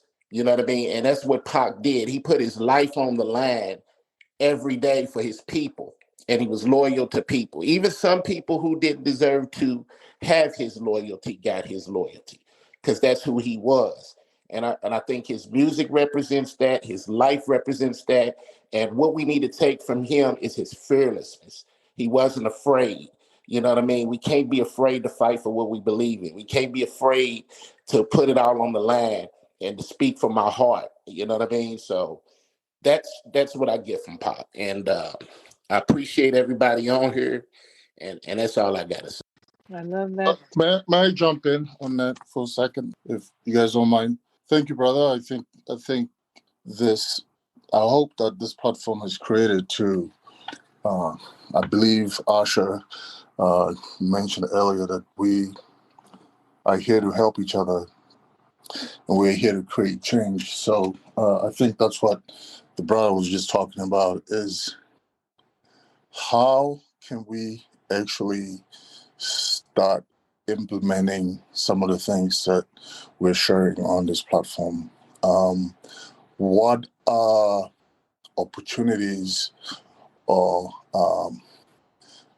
maybe some topics that you guys are entertaining to begin to implement creating change and bringing about some of the realizations of what Tupac spoke about?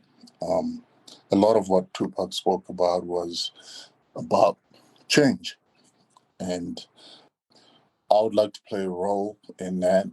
In this smallest part that I can do is contributing through my works of art. If I can help raise money for some of the causes that we're talking about in this platform, I'd like for some of you guys to join me.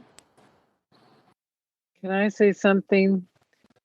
So we have Asher and we have Leila who are facilitating this, who are both non-Black, but it's not about Black, it's about the soul and it's about people. And that's what I see that's what I feel when I deal with Leila and with Asher. And what we have to do is try to help these people who feel that they are above Black people just because of their color and their miseducation. The I don't know if it's a pendulum or the scale is tipped off. It's not even. And so if we can get dialogue with other people to assist them, because we didn't get to be free by just only being Black. We got to be free and be able to even be where we are today because of people like Asher and because of people like Leila. Because as a Black person, for me, I can't, I empathize with the Black man. I'm not a Black man. I can do and walk in certain areas that a Black man cannot. But Leila can walk and do things that I cannot, and Asher as well. So I say this, I hear a lot of talking. The doing is, which Leila says, is that each one teach one, which to me is treating people the way you want to be treated, which I see always with Leila. So, and I always saw that with Pac as well, you know? So when you're saying, Jabu, what can we do to change? It's the education, you know? It's educating the Black people who are maybe afraid to speak up. It's educating the white people who, you know, like where I live, I have people who are like, oh, you know, I'm just going to keep on living in my white privilege. They're just, you know, they have a blind eye. So, and somebody else talk about being woke or waking up. We just have to keep at that. And that's in each and every way, in each and every step of each and every day.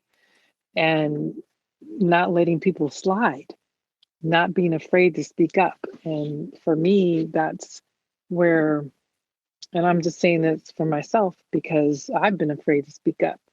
And you have to, like Leila said, you sometimes have to be careful how you speak and what words you choose to kind of put your purpose out there, you know, because So, Tracy, I want to interject because I want to make it really clear that it's not an Asher Leila thing, although we did come together because Asher was a student and I was very interested because he wrote his thesis for college on Tupac.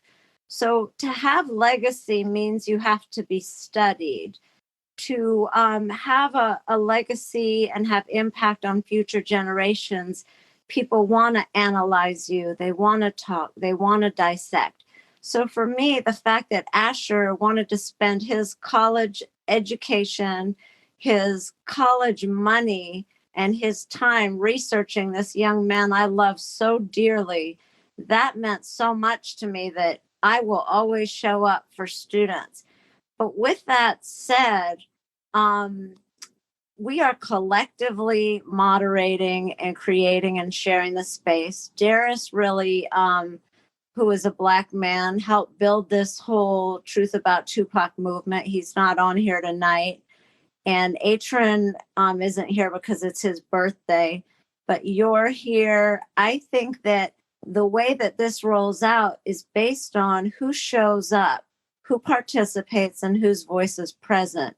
Jabu, as far as action plans, my life is a daily action plan. The reason that I have an organization is because I daily, whether it's on this platform or whether it's a kid who's calling me that just got out of San Quentin, or if I'm driving to meet somebody at the gate, like I live the talk and never stopped. And so I have action plans on the ground every day for expanding emotional and financial literacy to every school in this country, and then to build dialogue across the ocean with other countries.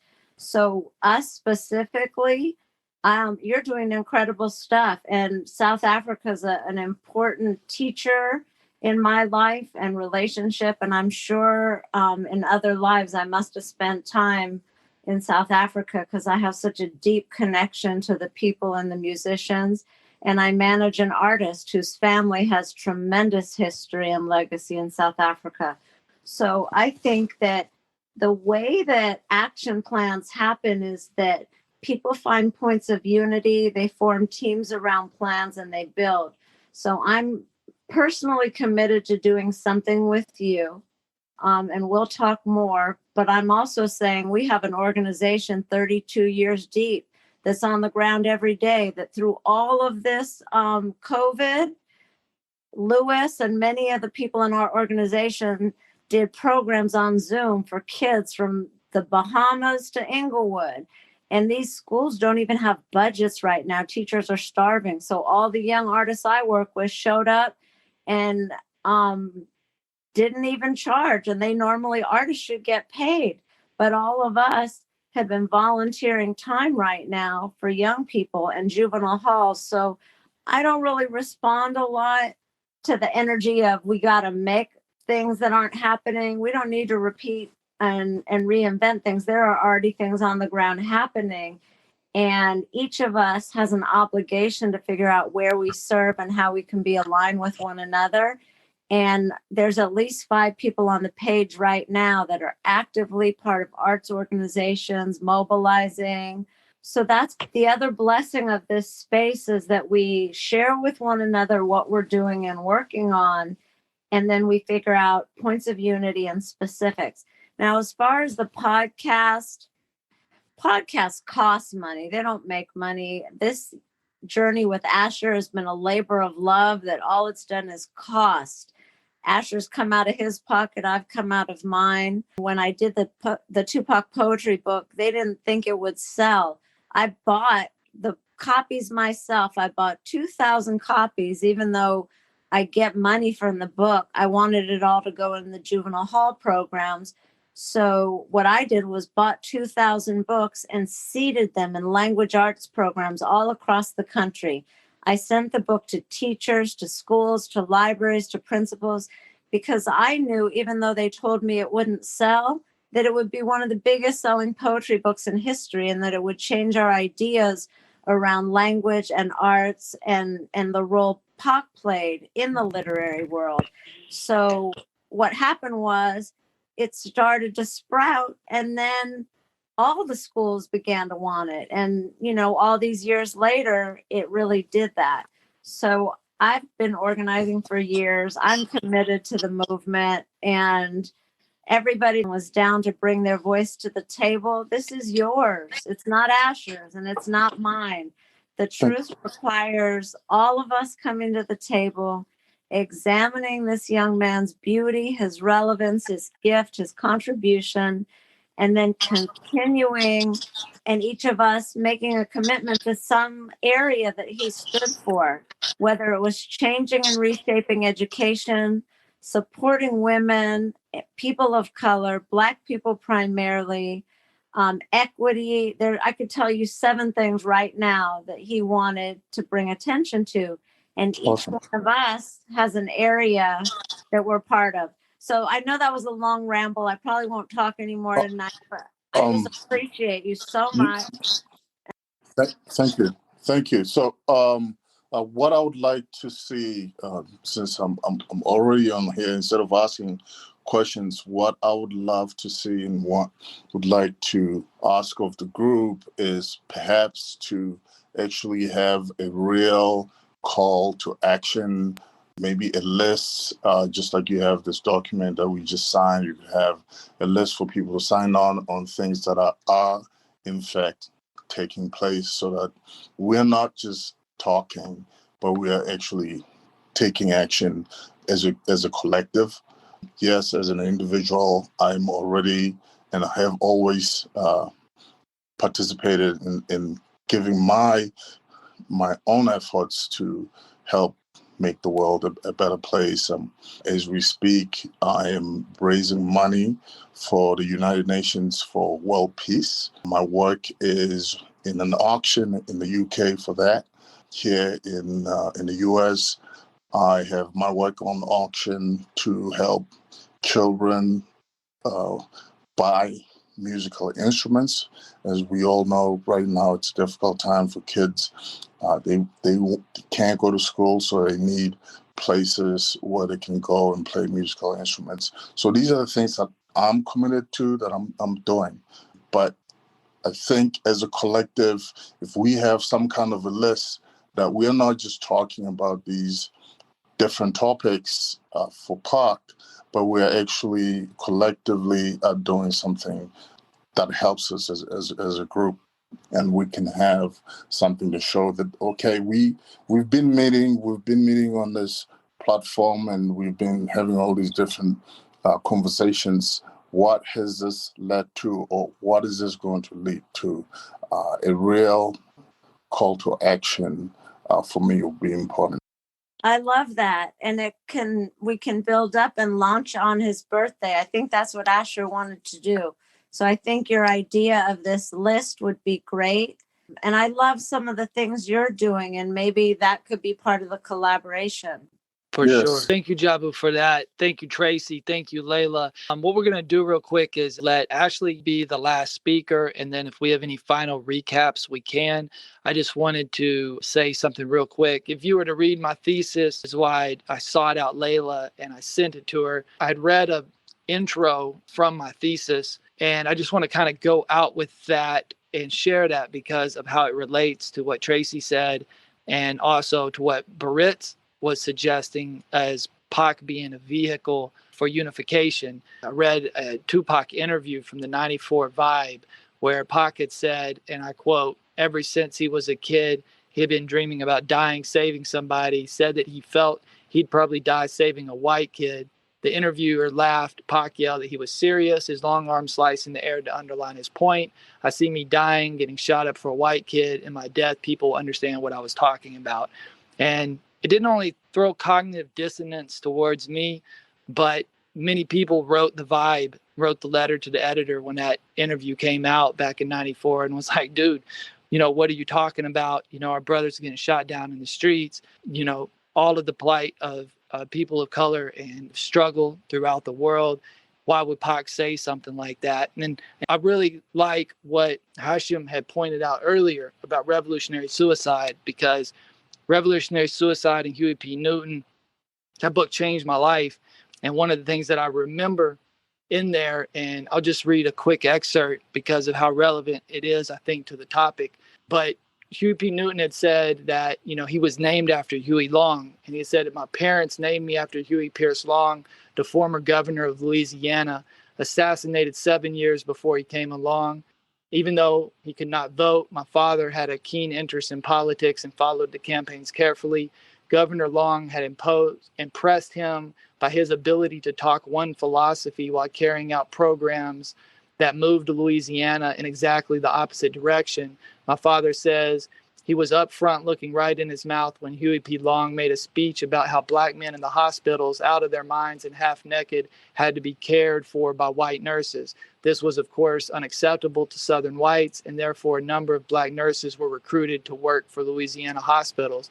This was a major breakthrough in employment opportunities for black professionals. Huey Long used this tactic to bring other beneficial programs to blacks: free books in the schools, free commodities for the poor, public roads and bridge construction projects that gave blacks employment. While most whites were blinded by Long's outwardly racist philosophy, many blacks found their lives significantly improved. My father believed that Huey P. Long had been a great man, and he wanted to name his son after him. And then Hashim shared earlier tonight that picture, that's the cover of Revolutionary Suicide, and that chair was actually provided, by a white woman. And I just think that it's really important because as a young white male growing up in hip hop and in one foot in and out the hood with my brothers, like I always looked up to the elders and to the trailblazers, and Pac being the trailblazer. And so I don't want to ever step out of line in that process. And that's why I came to Leila, to make sure, like, before I run this comparative history, comparative mythology in the contemporary context of Black Jesus, Machiavelli, and Tupac Amaru, and that connection to his indigenous namesake, and Tupac Amaru, the Inca, and the legend that he's growing together under La Tierra, under the earth, that he will resurrect and restore the Inca kingdom and expel European domination of the continent. And so, I really feel my person transcends my melanin or lack thereof, and my internal organs and my dark brain matter is infused with the melanin that's the microcosm of the universe and the solar system. So I just say that to say that I think Barritz is right, that Pac is an incredible vehicle for unity, but not if it's co-opted. As Amir said, it can't be an Asher Leila space. This has to be a collective space, and it has to embody the unity of all nations from the four corners of the earth. And it transcends race and class consciousness or elevate it to a new level of understanding when we're caught up in a lot of the craziness that is happening in the world right now. And we won't go into that, but we'll carry that to next week. I want to pass the mic to Ashley. Wow. Thank you so much for sharing that. And thank you so much for everyone. I kind of came in halfway through it. But I am a huge Pac fan.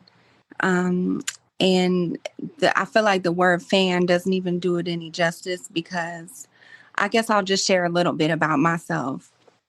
So I grew up in Morristown, New Jersey, and I'm a Black woman. I'm very light complexion. Both my parents are Black. I favor my mom. My mom's whole side of the family is very, very light, bright, damn near white. And I grew up kind of where I grew up from. I was almost ashamed of being Black. And I hate to say it. I don't know that I've ever said that outside of myself before. But colorism is such a real thing. Even within the Black community, racism is humongous. Colorism is equally as hurtful and painful. And I experienced that growing up, and I never knew about hip hop. Tupac introduced me to hip hop. When Tupac was, I say assassinated, because they didn't just kill the man, they tried to kill the dream and his messaging. When he was assassinated, I was in 6th grade, I was 11. And I didn't know anything about Tupac. I didn't know anything about hip hop. I didn't know none of that. I was listening to Hanson. Shout out to Bop. I still rock with Hanson and Green Day and all that. But Tupac introduced me to hip hop at a time in my life where I didn't know who I was, what I was. I was getting it from both sides. My light complexion side of the family would say things that were hurtful, like don't date a person that's darker than a paper bag, or don't have a baby by someone with that doesn't have good hair. And my dark skin side of the family would say, you think you're cute because you're light skinned. And I didn't know what it meant to be Black. I was confused. I was hurt. I was traumatized. All that stuff that gets passed down from generations. I was just like, whoa, what do I do with this? And I heard Tupac's voice. And his voice was like, hold on, be strong. When it's on, it's on. Like all that messaging, all that, the rose that grew from concrete, turning mud into a lotus. Like his whole messaging was, it doesn't matter. Like none of that matters. The only thing that matters, right? And this was how genius he was, like, because he was able to tap into that same hurt and that same pain and transform it into something. And I'm so grateful that we're here on his 50th anniversary talking about how can we transform that? How can we activate that? How can we turn all that hurt, all that pain, all that trauma that we're all, especially now, more than ever experiencing, into something amazing and something great. And I think ultimately that's what Pac's messaging was. That's the rose that grew from the concrete, is how do we overcome against all odds. And I think the way to do that is through self-compassion and compassion for others. I'm a mental health therapist. Pac's biggest message to me was mental health, the importance of taking care of our mental health and each other, like healing. Healing is all mental and spiritual health. And I think we definitely have an opportunity to do that.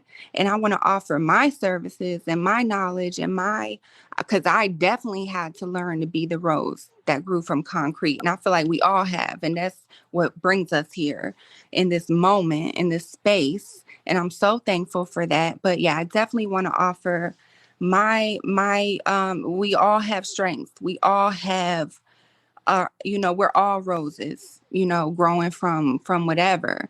And so if, I want to be a part of this movement, and I feel like y'all are cooking something. I can feel it. So whatever I can do to be a part of that and help, I'm so grateful for it. And thank you. Man, thank you. That's for sure. Drop. Thank you, Ashley. Cooking. Powerful. Cooking, absolutely. We really hope you soaked up some game. We love to hear from you on social media. Before Truth About Tupac movement was formed, we actually had a project at the University of Washington around a group thesis for mobilizing for the Machiavelli president. We had 7 issues that we felt like should be addressed. And maybe we can look at these 7 action items that Leila has that she knows that Tupac cared about. And we can see how it resonates with everyone's skill sets. We can just get to work. And that's really all I have to say this week, other than I'm just super, super humbled to have so many great participants and speakers here tonight. I'd love to just cede the floor to anybody that's got any last words or outro. Yes, I sure just want to say, Ashley, I think you're cooking. Love that. Thank you for sharing from the heart. Anyone who's on here, follow me, and I am rolling up my sleeves. I want to do some real work. So if there are things that you see that I'm doing that can contribute, let's talk about it and let's see how we can put everything into action. Thank you so much, Jabu. This is so exciting. And you're in South Africa right now? I am in Utah right now. I usually live in LA, but I'm here to take care of my mom in Utah. I'm in the snow. So you'll be in LA when you leave Utah? Yes. As soon as things open up in LA, I'll be in LA, but I'll be here once anyone who lives out here want to come and discuss anything. I'm here. Okay. Awesome. Thank you so much. Thank you, Asher. We really appreciate Thank you. Thank you, Leila. Thank you so much for holding space. Lewis, thank you for holding space with us, for sharing. Amir, appreciate everything you had to share with us. Tracy, you already know all the time. Draped-O, man, loved hearing the more of your story, man. That's just, thank you for everyone, man. It's been a real blessing and honor. We'll be back. We'll be forward next week. Peace. Much love. Thank you.